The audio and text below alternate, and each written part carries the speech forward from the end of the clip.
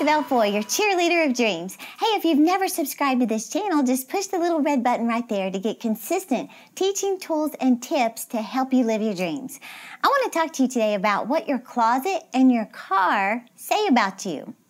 You know, Melinda Beck said this: closets can be a window into people's mental health. That's scary, isn't it? In fact, I heard one success coach say this: anytime someone says they want to be successful, the first thing we do is look at his closet or take a ride in his car. Well, in a survey, nearly 1,400 people were asked, how long would it take you to get your house ready for dinner guests? Listen to this. 65% said 4 hours or less. 7% said 24 hours. 6% said 40 or more hours. And 11% said they would never invite anyone inside, ever. I love that. Well, Brian Tracy said, your outer world is a reflection of your inner world. He said the car you drive and the condition you keep it in will correspond to your state of mind at any given time. He said when you're feeling positive and confident and in control of your life, your home, your car, and your workplace will tend to be well organized and efficient. Well, he also said, when you feel overwhelmed with work or frustrated and unhappy, your car, your workplace, and your home, even your closets, will tend to reflect this state of disarray and just confusion. He said, everything is from the inner to the outer. Well, you may have heard my story how my journey in personal growth began with one simple directive. It was not, to write a book. It wasn't to impact teenage girls or to go on the mission field of France or even start this podcast. No. Do you know what my life-changing instruction was to get my life on course for what I'm doing today? It was to clean up, to declutter my surroundings. I know, I wasn't thrilled about it either, but that was my prerequisite for promotion. And I am 100% convinced it was my preparation for success. I am fully convinced that God will bring you opportunities you've been praying for when you get your environment in order. It's crazy, this connection between organization and success. In fact, God said in His Word, if you're faithful in the little things, you'll be ruler over many things.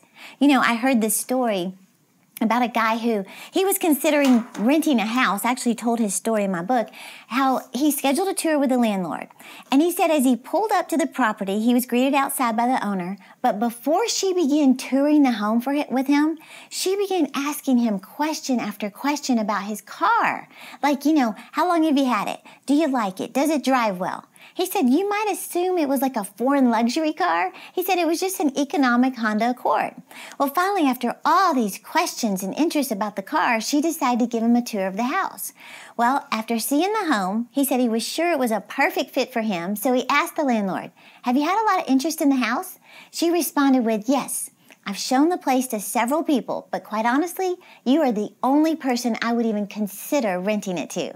He said he was puzzled, and he asked her, he said, why was I the only one to make the cut? She simply said, you are the only person I have shown this place to that keeps their car clean and tidy. Then she said this, from experience, I know if someone takes good care of their car, chances are they'll take good care of my rental.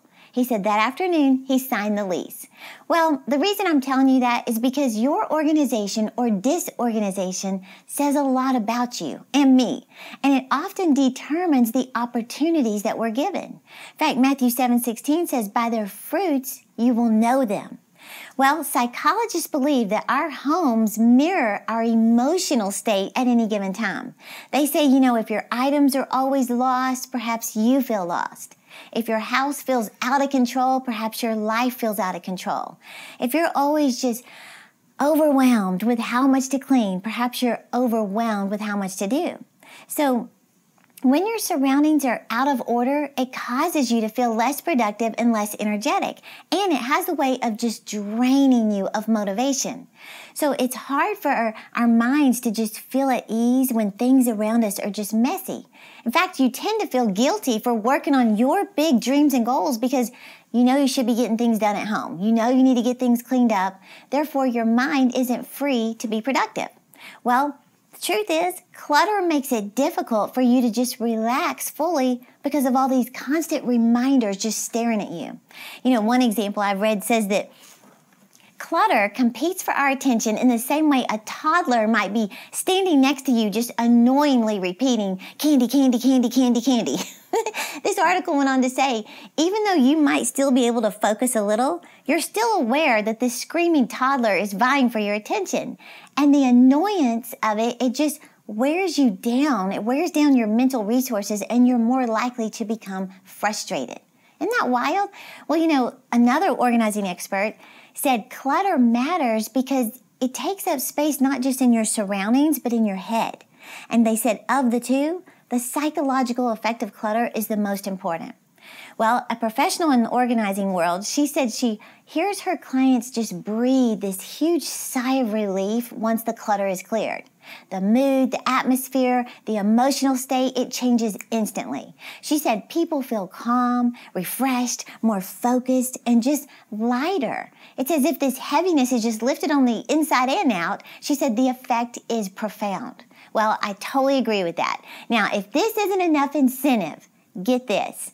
Organizing experts have even reported that clients have lost weight, ended toxic relationships, left unhealthy jobs, and stopped bad habits once they decluttered their lives. So, clearing your space clears up your mind as well. You may have heard me share this on other podcasts, but it all starts with a 20-minute plan. You get a timer or you just set the alarm on your phone for 20 minutes and you start with one room. Which one? The one you spend the most time with. So just start with a 20-minute plan. And I'm telling you, I have story after story from people. This one precious girl, Terri, she wrote me and she said, as a result of watching your videos and messages on clearing out the clutter, she said, I have really decluttered my entire house. She said, I didn't just declutter though. I've redecorated the entire house and so many amazing things. She said she has her dream board now, her vision board. She's excited about her future. But she said, your key of taking 20 minutes a day to try and accomplish some projects, creating my vision board, getting things cleared out, were the missing keys I needed to stick with it and to finish. She said, as you can see, my life has drastically changed. Isn't that amazing? Something that seems so simple, yet it can be so profound at changing your life. And you're just going to feel better about yourself when things are in order. See, you may not have control over every situation in your life, but you do have control over the condition of your home and your space.